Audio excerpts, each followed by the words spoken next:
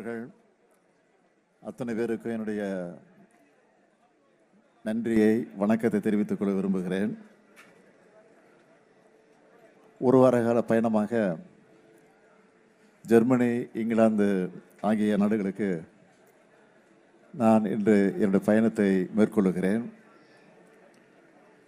September 8ஆம் தேதி நான் திரும்பி வருகிறேன். தாயகம் தமிழகத்திற்கு திரும்பி வருகிறேன். இந்த பயணத்தில் தமிழ்நாட்டை நோக்கி தொழில் முதலீடுகளை ஈர்ப்பதற்காகவும் புதிய ஒப்பந்தங்களில் கையெழுத்து போடுவதற்காகவும் திட்டமிடப்பட்டிருக்கிறது. 2021 திராவிட முன்னேற்ற கழகத்துடைய ஆட்சி பொறுப்பேற்றதற்கு பிறகு இதுவரை நல்லா கவனிங்க, 10,62,752 கோடி ரூபாய்க்கான முதலீடுகளை ஈர்த்து 922 புரிந்துணர்வு ஒப்பந்தங்களை போட்டிருக்கிறோம். இதன் மூலமாக 32,81,032 பேருக்கு வேலை வாய்ப்புகள் உறுதி செய்யப்பட்டிருக்கு. இதில் பெரும்பாலான திட்டங்கள் நிறைவடையக்கூடிய நிலையில் இருந்து கொண்டிருக்கிறது. பல நிறுவனங்கள் ப்ரொடக்ஷனை ஸ்டார்ட் பண்ணிட்டாங்க. இந்த வளர்ச்சி வந்திருக்கான்னு கேட்கிறவங்களுக்கு ஒன்றிய அரசு வெளியிடுகிற புள்ளி விவரங்களே ப்ரூஃபாக இருக்குது.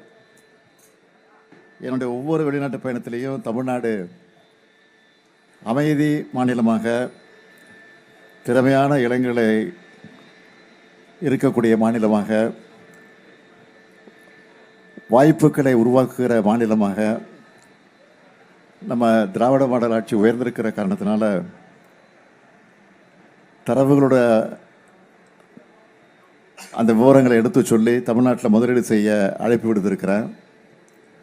இது வரைக்கும் ஐக்கிய அரபு அமீரகம், ஜப்பான், சிங்கப்பூர், ஸ்பெயின், அமெரிக்கா ஆகிய 5 நாடுகளுக்கு நான் பயணத்தை மேற்கொண்டு அமெரிக்க பயணத்தில் 19 புரிந்துணர்வு ஒப்பந்தங்கள், ஸ்பெயின் பயணத்தில் 3 புரிந்துணர்வு ஒப்பந்தங்கள், ஜப்பான் பயணத்தில் 7 புரிந்துணர்வு ஒப்பந்தங்கள், ஐக்கிய அரபு பயணத்தில் 6 புரிந்துணர்வு ஒப்பந்தங்கள், சிங்கப்பூரில் ஒரு ஒப்பந்தம்னு 30,037 நபர்களுக்கு வேலைவாய்ப்புகளை உறுதி செய்யக்கூடிய 36 புரிந்துணர்வு ஒப்பந்தங்கள் மேற்கொள்ளப்பட்டு 18,498 கோடி ரூபாய்க்கான முதலீடுகளை தமிழ்நாட்டுக்கு வந்திருக்கு.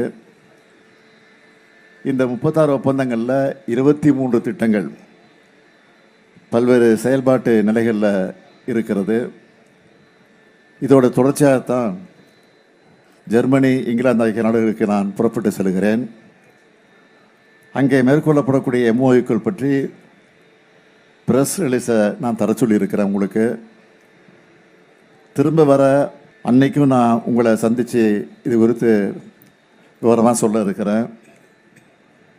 இந்த பயணத்தில் குறிப்பாக சொல்லணும்னா செப்டம்பர் 4ஆம் தேதி ஆக்ஸ்போர்டு யூனிவர்சிட்டியில் நடக்கிற சுயமரியாதை இயக்க நூற்றாண்டு கருத்தரங்க நிகழ்ச்சி நான் கலந்து கொண்டு பகுத்தறிவுப்புகளை தந்தை பெரியார் படத்தை திறந்து வைக்கக்கூடிய ஒரு அற்புதமான ஒரு நிகழ்வு நடைபெற இருக்கிறது. நாட்டிலேயே அதிவேகமாக வளர்ச்சி பாதையில் நடைபெறக்கூடிய நம்முடைய தமிழ்நாட்டை நோக்கி புதிய முதலீடுகளை ஈர்க்க நான் செல்லுகிறேன். ஆகவே உங்களுடைய வாழ்த்துக்கள் எனக்கு வேணும். தமிழ்நாட்டு மக்களோட அன்போடு நான் புறப்பட்டு செல்கிறேன் என்பதையும் உங்களிடத்தில் நான் மகிழ்ச்சியோடு தெரிவித்துக் கொள்கிறேன். வெளிநாட்டு பயணங்களால் தமிழ்நாட்டிற்கு உண்மையாகவே பலன் உண்டா என்ற விமர்சனங்கள் முன்வைக்கப்படுகல? என்ன விமர்சனம் சொல்கிறாங்க? இல்லை, அதிமுக பொறுத்தவரை தொடர்ந்து விமர்சனங்கள் முன் வச்சுக்கிட்டே இருக்காங்க வெளிநாட்டு பயணங்கள் தொடர்பாக. வெளிநாட்டு பயணத்தை பொறுத்த வரைக்கும் எதிர்க்கட்சி தலைவராக இருக்கக்கூடிய பழனிசாமி அவர்கள் இதை குறித்து கூட விமர்சனம் பண்ணியிருக்கிறாரு. பழனிசாமியை பொறுத்த வரைக்கும் தன்னுடைய பயணங்கள் எப்படி இருந்துச்சோ அப்படித்தான் இந்த பயணங்கள் இருக்கும்னு நினைக்கிறாரு. ஆனால் நான் கையெழுத்து போடக்கூடிய அளவுக்கு அனைத்து ஒப்பந்தங்களும் நடைமுறைக்கு வந்திருக்கு. தமிழக சட்டமன்ற தேர்தலுக்கு இன்னும் ஒரு 7 மாதம் தான் இருக்குது.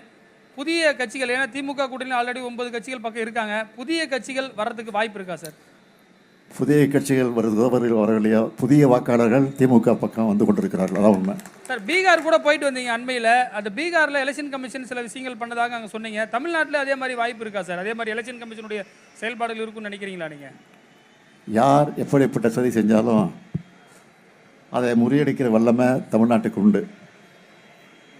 ஏன் பீகாரில் கூட தேர்தல் ஆணையம் நினச்சது நடக்காது.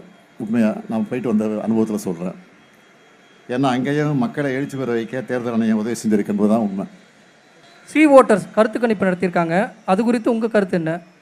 எந்த கருத்து கணிப்பு இருந்தாலும் எல்லா கருத்து கணிப்புகளையும் மிஞ்சி ஒரு அமோக வெற்றி தான் திமுக கூட்டணி பெறப்போகுது. அதில் எந்த சந்தேகமும் இல்லை.